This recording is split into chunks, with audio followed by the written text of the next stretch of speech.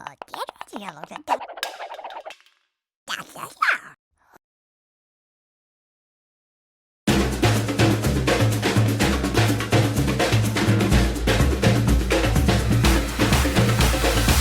had absolutely no idea you'd have costumes for an animated film.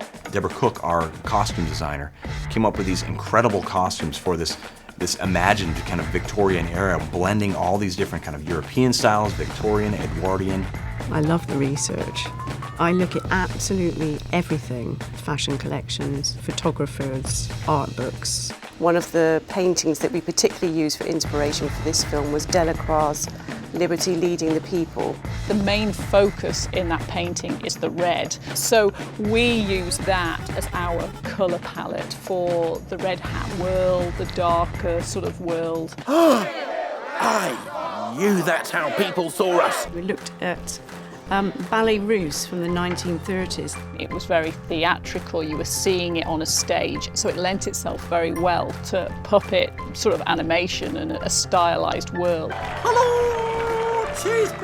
We do a lot of fabric shopping trips and investigative work on what we can use.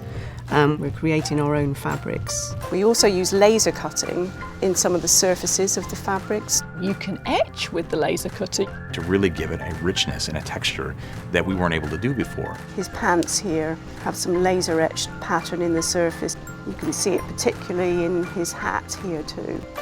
A white hat indicates privilege, prestige, position.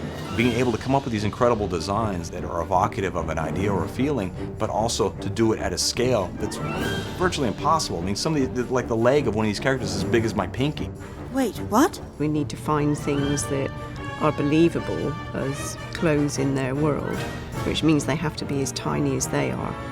They also need to look very elegant and be able to move extremely smoothly for our animation process.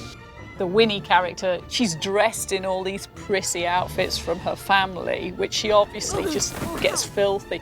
It's time to take off that dress and burn it.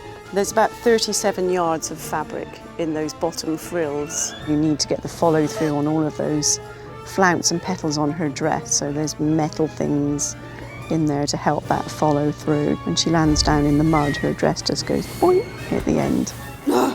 Takes a lot to make that boink. We dance. Well, what? The beautiful sequence of the ballroom, that was the most intimidating. There are so many dresses, and every time, someone moves, everyone has to move too, and they have to twirl them around. The thing that's terrifying for both animators and puppet makers is floating fabric. It's a real challenge. They have to move in a believable way. Women dancing and dresses swooshing. Underneath, they've actually got hoops of metal with wiring in them.